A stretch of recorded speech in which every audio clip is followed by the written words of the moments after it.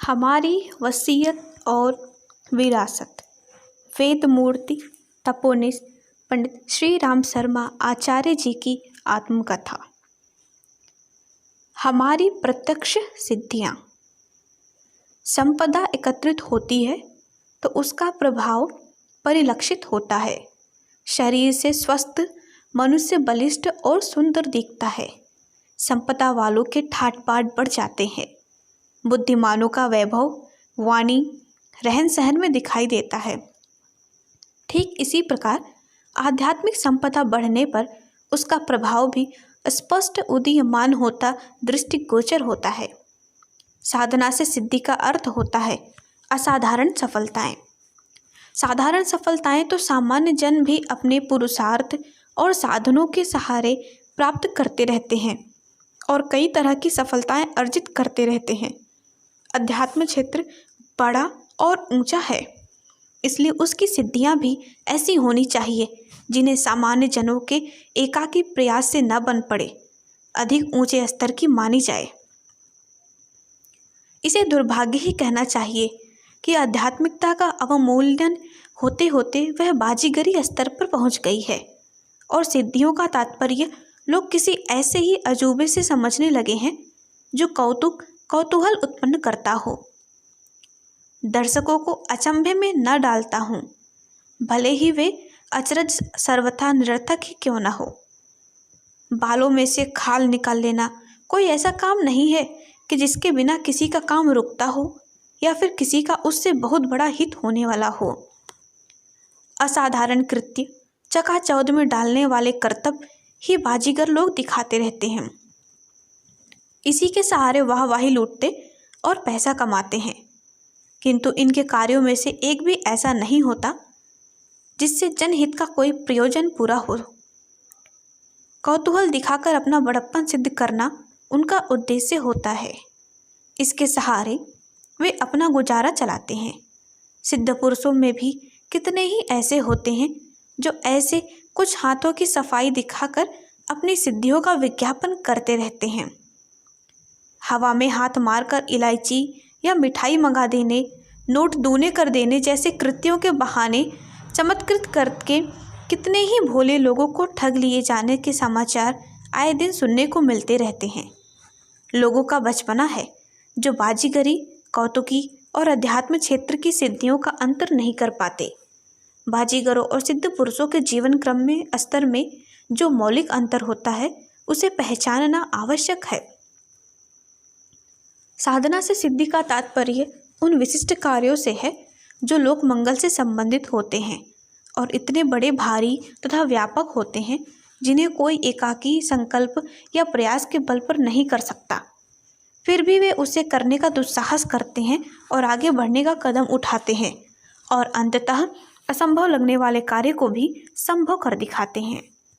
समयानुसार जन सहयोग उन्हें भी मिलता रहता है। जब सृष्टि नियमों के अनुसार हर वर्ग के मनस्वी को सहयोग मिलते रहते हैं, तब कोई कारण नहीं कि श्रेष्ठ कामों पर वह विधान लागू न होता हो।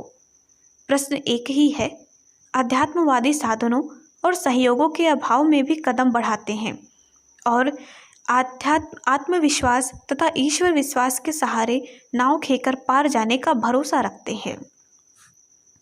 सामान्य जनों की मना स्थिति ऐसी नहीं होती। वे सामने साधन सहयोग की व्यवस्था देख लेते हैं, तभी हाथ डालते हैं। साधनारत सिद्ध पुरुषों द्वारा महान कार्य संपन्न होते रहे हैं। यही उनका सिद्ध चमत्कार है। देश में स्वतंत्रता आंदोलन आरंभ होने के लिए समर्थ गुरु रामदास एक मराठा बालक को आगे करके जुट गए और उसे आश्चर्यजनक सीमा तक बढ़ा कर रहे। बुद्ध ने समव्याप्त भ्रष्टाचार के विरुद्ध विश्वव्यापी बुद्धवादी आंदोलन चलाया और उसे समूचे संसार तक, विशेषतया एशिया के कोने कोने में पहुंचाया। गांधी जी ने सत्याग्रह आंदोलन छेड़ा। मुट्ठी भर लोगों के साथ धरसना में नमक बनाने के साथ शुरू किया। अंततः इसका कैसा विस्तार और कैसा परिणाम हुआ, यह सर्वविदित है। विनोबा द्वारा एकाकी आरंभ किया गया भूदान आंदोलन कितना व्यापक और सफल हुआ, या किसी से छिपा नहीं है। स्काउटिंग, रेड क्रॉस आदि कितने ही आंदोलन छोटे रूप में आरंभ हुए और वे कहीं से कहीं जा पहुँचे। राजस्थान का वनस्थली बालिका विद्यालय, बाला साहब आमटे का अपंग एवं कुष्ठ रोगी सेवा सदन ऐसे ही दृश्यमान कृत्य हैं जिन्हें साधना से सिद्धि का प्रत्यक्ष प्रमाण कहा जा सके। ऐसी अगणित घटनाएं संसार में उत्पन्न हुई हैं जिनमें आरंभकर्ताओं का कौशल, साधन और सहयोग नगण्य था, पर आत्मबल असीम। इतने भर से गाड़ी चल पड़ी और जहां तहां से तेल पानी प्राप्त करती हुई क्रमशः पूर्व से अगली मंजिल तक जा पहुंची। सदुद्देश्य की ऐसी पूर्ति के पीछे साधना से सिद्धि की झांकी देखी जा सकती है। हमारी जीवन साधना की परिणतियां यदि कोई सिद्ध स्तर पर ढूंढना चाहे तो उसे निराश नहीं होना पड़ेगा। हर कदम अपने कौशल और उपलब्ध साधनों की सीमा से बहुत ऊंचे स्तर का उठा है। आरंभ करते समय सिद्धि का पर्यवेक्षण करने वालों ने इस मूर्खता कहा और पीछे उपहासास्पद बनते फिरने की चेतावनी भी दी, किंतु मन में इस ईश्वर के साथ रहने का अटूट विश्वास रहा जिसकी प्रेरणा उसे हाथ में लेने को उठा रही थी। लिप्सा रहित अंतःकरणों में प्रायः ऐसे ही संकल्प उठते जो सीधे लोक मंगल से संबंधित हों और जिनके पीछे दिव्य सहयोग मिलने का विश्वास हो। साधना की ऊर्जा सिद्धि के रूप में परिपक्व हुई तो उसने सामयिक आवश्यकताएं पूरी करने वाले किसी कार्य में उसे खपा देने का निश्चय किया। कार्य आरंभ हुआ और आश्चर्य इस बात का है कि सहयोग का साधन जुटाने का वातावरण दिखते हुए ही प्रयास इस प्रकार अग्रगामी बने मानो वे सुनिश्चित रहे हों और किसी ने उसकी पूर्व से ही सांगोपांग व्यवस्था बना रखी हो। पर्यवेक्षकों में से अनेकों ने इसे आरंभ में दुस्साहस कहा था, लेकिन सफलताएं मिलती चलने पर वे उस सफलता को साधना की सिद्धि कहते चले गए। इन दुस्साहसों की छुटपुट चर्चा तो की जा चुकी है, उन सबको पुनः दोहराया जा सकता है। पहला, 15 वर्ष की आयु में 24 वर्ष तक गायत्री महापुरुषरण 24 वर्ष में पूरा करने का अनेक अनुबंधों के साथ जुड़ा हुआ संकल्प लिया गया। वह बिना लड़खड़ाए नियत अवधि में संपन्न हो गया। दूसरा, इस महापुरुषरण की पूर्णाहुति में निर्धारित जप का हवन करना था। देश भर के गायत्री उपासक आशीर्वाद देने आमंत्रित करने थे। पता लगाकर ऐसे 4 लाख पाए गए और वे सभी मथुरा में सन 1958 में सहस्त्रकुंडी यज्ञ में आमंत्रित किए गए। प्रसन्नता की बात थी कि उनमें से एक भी अनुपस्थित नहीं रहा। 5 दिन तक निवास, भोजन, यज्ञ आदि का निःशुल्क प्रबंध रहा। विशाल यज्ञशाला, रोशनी, पानी, सफाई आदि का सुनियोजित प्रबंध था। 7 मील के घेरे में 7 नगर बसाए गए। सारा कार्य निर्विघ्न पूरा हुआ। लाखों का खर्च हुआ पर उसकी पूर्ति बिना किसी के आगे पल्ला पसारे की होती रही। गायत्री तपोभूमि मथुरा के भव्य भवन का निर्माण शुभारंभ अपनी पैतृक संपत्ति बेचकर किया। पीछे लोगों की आयाचित सहायता से लेकर उसका धर्मतंत्र से लोक शिक्षण का उत्तरदायित्व संभालने वाले केंद्रों के रूप में विशालकाय ढांचा खड़ा हुआ। चौथा, अखंड ज्योति का सन से प्रकाशित रहना। बिना विज्ञापन और चंदा मांगे लागत मूल्य पर निकलने वाली गांधी की हरिजन पत्रिका जबकि घाटे के कारण बंद करनी पड़ी थी, तब अखंड ज्योति अनेकों मुसीबतों का सामना करती हुई निकलती रही और अभी 1,50,000 की संख्या में छपती है। एक अंक को कई पढ़ते हैं, इस दृष्टि से पाठक 10 लाख से कम नहीं है। 5वां, साहित्य सृजन। आर्ष ग्रंथों का अनुवाद तथा व्यावहारिक जीवन में अध्यात्म सिद्धांतों का सफल समावेश करने वाली नितांत सस्ती किंतु अत्यंत उच्च स्तरीय पुस्तकों का प्रकाशन। इतना अन्यान्य भाषाओं में अनुवाद हुआ। यह लेखन इतना है कि जिसे एक मनुष्य के शरीर भार के समान तोलने पर भी अधिक ही होगा। इसे करोड़ों ने पढ़ा है और नया प्रकाश पाया है। 6वां, गायत्री परिवार का गठन, उसके द्वारा लोकमानस के परिष्कार के लिए प्रज्ञा अभियान का और सत्प्रवृत्ति संवर्धन के लिए युग निर्माण योजना का कार्यान्वयन, दोनों के अंतर्गत लाखों जागृत आत्माओं का एकीकरण, सभी का अपने अपने ढंग से नवसृजन भाव भरा योगदान। 7वां, युग शिल्पी प्रज्ञा पुत्रों के लिए आत्मनिर्माण, लोक निर्माण की समग्र पाठ्य विधि का निर्धारण और सत्र योजना के अंतर्गत नियमित शिक्षण, 10-10 दिन के गायत्री साधना सत्रों की ऐसी व्यवस्था जिसमें साधकों के लिए निवास, भोजन आदि का भी प्रबंध है। 8वां, अध्यात्म और विज्ञान के समन्वय की शोध के लिए ब्रह्मवर्चस्व शोध संस्थान की स्थापना। इसमें यज्ञ विज्ञान एवं गायत्री महाशक्ति का उच्च स्तरीय अनुसंधान चलता है। इसी उपक्रम को आगे बढ़ाकर जड़ी बूटी विज्ञान की चरकालीन प्रक्रिया का अभिनव अनुसंधान हाथ में लिया गया है। इसके साथ ही खगोल विद्या की टूटी हुई कड़ियों को नए सिरे से जोड़ा जा रहा है। 9वां, देश के कोने कोने में 2400 निजी इमारत वाली प्रज्ञापीठ और बिना इमारत वाले 7500 प्रज्ञा संस्थानों की स्थापना करके नैतिक, बौद्धिक और सामाजिक पुनर्निर्माण की युगांतरीय चेतना को व्यापक बनाने का सफल प्रयत्न। इस प्रयास को 74 देशों के प्रवासी भारतीयों में भी विस्तृत किया गया है। 10वां, देश के समस्त भाषाओं तथा संस्कृतियों के अध्ययन अध्यापन का एक अभिनव केंद्र स्थापित किया गया है ताकि हर वर्ग के लोगों तक नवयुग की विचारधारा को पहुंचाया जा सके, प्रचारक हर क्षेत्र में पहुंच सके। अभी तो जन जागरण के प्रचारक जत्थे जीप गाड़ियों के माध्यम से हिंदी, गुजराती, उड़िया, मराठी क्षेत्रों में ही जाती हैं। अब वे देश के कोने कोने में पहुंचेंगे और पवित्रता, प्रखरता एवं एकात्मता की जड़ें मजबूत करेंगे। 11, प्रचार तंत्र अब तक टेप रिकॉर्डर और स्लाइड प्रोजेक्टरों के माध्यम से ही चलता रहा है। अब उसमें वीडियो फिल्म निर्माण की एक कड़ी और जोड़ी जा रही है। 12, प्रज्ञा अभियान की विचारधारा को फोल्डर योजना के माध्यम से देश की सभी भाषाओं में प्रसारित किया जा रहा है ताकि कोई कोना ऐसा ना बचे जहां नव चेतना का वातावरण ना बने। 13, प्रज्ञा पुराण के 5 खंडों का प्रकाशन हर भाषा में तथा उसके टैप प्रवचनों का निर्माण। इस आधार पर नवीनतम समस्याओं का पुरातन कथा आधार पर समाधान का प्रयास। 14, प्रतिदिन शांति कुंज के भोजनालय में शिक्षार्थियों, अतिथियों और तीर्थयात्रियों की संख्या प्रायः 1000 रहती है।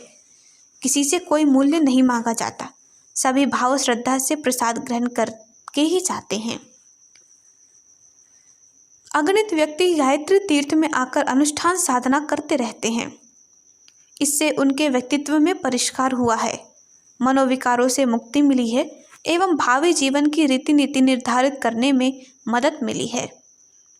विज्ञान सम्मत पद्धति से ब्रह्मवर्चस्व शोध संस्थान में उनका पर्यवेक्षण कर इसे सत्यापित भी किया गया है। उपरोक्त प्रमुख कार्यों और निर्धारणों को देखकर सहज बुद्धि या अनुमान लगा सकती है कि इनके लिए श्रम, मनोयोग, साधन कितनी बड़ी संख्या में कितने लोगों के लगे होंगे। इसकी कल्पना करके प्रतीत होता है कि सब सरंजाम पहाड़ जितना होना चाहिए। उसे उठाने, आमंत्रित, एकत्रित करने में एक व्यक्ति की अदृश्य शक्ति भर काम करती रही है।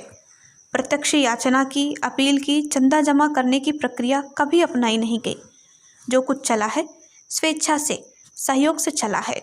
सभी जानते हैं कि आजकल धन जमा करने के लिए कितने दबाव, आकर्षण और तरीके काम में लाने पड़ते हैं, पर मात्र यही एक ऐसा मिशन है जो 10 पैसा प्रतिदिन के ज्ञान घट और 1 मुट्ठी अनाज वाले धर्म घट स्थापित करके अपना काम भली प्रकार चला लेता है। जो इतनी छोटी राशि देता है वह यह भी अनुभव करता है कि संस्था हमारी है, हमारे श्रम सहयोग से चल रही है। फलता उसकी आत्मीयता भी सघनता पूर्वक जुड़ी रहती है। संचालकों को भी इतने लोगों के सामने उत्तरदायी होने, जवाब देने का ध्यान रखते हुए एक एक पाई का खर्च फूक फूक कर करना पड़ता है। कम पैसे में इतने बड़े काम चल पड़ने और सफल होने का रहस्य यह लोकप्रियता ही है। निस्वार्थ, निष्प्रिय और उच्च स्तरीय व्यक्तित्व वाले जितने कार्यकर्ता इस मिशन के पास हैं, अपने अन्य किसी संगठन के पास कदाचित ही हों। उतने अन्य किसी संगठन के पास कदाचित ही हों। इसका कारण एक ही है, संचालन सूत्र को अधिकाधिक निकट से परखने के उपरांत यह विश्वास करना कि यहाँ ब्राह्मण आत्मा सही काम करती है। बुद्ध को लोगों ने परखा और लाखों परिव्राजक घर बार छोड़कर इनके अनुयायी बने। गांधी के सत्याग्रहियों ने भी वेतन नहीं मांगा। इन दिनों हर संस्था के पास वैतनिक कर्मचारी काम करते हैं। तब मात्र प्रज्ञा अभियान ही एक ऐसा तंत्र है जिसमें हजारों लोग उच्च स्तरीय योग्यता होते हुए भी मात्र भोजन वस्त्र पर निर्वाह करते हैं। इतने व्यक्तियों का श्रम सहयोग, बूंद बूंद करके लगने वाला इतना धन साधन किस प्रकार चुंबकत्व से खिंचता हुआ चला आता है, वह भी एक सिद्धि का चमत्कार है जो अन्यत्र कदाचित कहीं दिखाई पड़े। पिछले दिनों बार बार हिमालय जाने और एकांत साधना करने का निर्वाहन पड़ा। इसमें क्या देखा, इसकी जिज्ञासा बड़ी आतुरता पूर्वक सभी करते हैं। इनका तात्पर्य किन्हीं यज्ञ, गंधर्व, राक्षस, बेताल, सिद्ध पुरुष से भेंट वार्ता रही हो, इनकी उछल कूद देखी हो, अदृश्य और प्रकट होने वाले कुछ जादुई गुटके लिए हो, इन जैसी घटनाएं सुनने का मन होता है। वे समझते हैं कि हिमालय माने जादू का पिटारा। वहां जाते ही कोई करामाती बाबा डिब्बे में से भूत की तरह उछल पड़ते होंगे और जो कोई उस क्षेत्र में जाता है उसे उन कौतूहलों करतूतों को दिखाकर मुग्ध करते रहते होंगे। वस्तुतः हिमालय में अधिक अंतर्मुखी होने के लिए जाना पड़ा। बहिरंग जीवन पर घटनाएं छाई रहती हैं और अंतः क्षेत्र पर भावनाओं का वर्चस्व ही अध्यात्मवाद है। कामनाओं और वस्तुओं की घुड़दौड़ भौतिकवाद। चूंकि अपना जीवन क्रम दोनों का संगम रहा है, इसलिए बीच बीच में एकांत में बहिरंग के जमे हुए प्रभावों को निरस्त करने की आवश्यकता पड़ती रही है। आत्मा को प्रकृति सानिध्य से जितना बन पड़ा उतना हटाया है और आत्मा को परमात्मा के साथ जितना निकट ला सकना संभव था उतना हिमालय के अज्ञातवास में किया है। आहार विहार में परिस्थितिवश अधिक सात्विकता का समावेश होता ही रहा है। इसके अतिरिक्त सबसे बड़ी बात हुई है उच्च स्तरीय भाव संवेदनाओं का उन्नयन और रसास्वादन। इसके लिए व्यक्तियों की, साधनों की, परिस्थितियों की आवश्यकता नहीं पड़ती। जैसा भी भला बुरा सामने प्रस्तुत है उसी पर अपने भाव चिंतन का आरोपण करके ऐसा स्वरूप बनाया जा सकता है जिससे कुछ का कुछ दिखने लगे। कण कण में भगवान की, उसकी रस संवेदना की झांकी होने लगे। जिनने हमारी सुनसान के सहचर पुस्तक पढ़ी है उनने समझा होगा कि सामान्य घटनाओं और परिस्थितियों में भी अपनी उच्च भावनाओं का समावेश करके किस प्रकार स्वर्गीय उमंगों से भरा पूरा वातावरण गठित किया जा सकता है और उसमें निमग्न रहकर सच्चित आनंद की अनुभूति हो सकती है। यह भी एक उच्च स्तरीय सिद्धि है। इसे हस्तगत करके हम किसी सर्वसाधारण जैसी जीवनचर्या में निरत रहते हुए स्वर्ग में रहने वाले देवताओं की तरह आनंद मग्न रहते हैं। इसी के साथ यह अध्याय समाप्त हुआ। अगले ऑडियो में हम अगला अध्याय पढ़ेंगे जिसका शीर्षक है चौथा और अंतिम निर्देशन। तब तक के लिए धन्यवाद। ओम शांति। हमारे YouTube चैनल को सब्सक्राइब करें और बेल आइकन को दबाकर ऑल पर क्लिक करें ताकि नोटिफिकेशंस आपको मिलती रहें।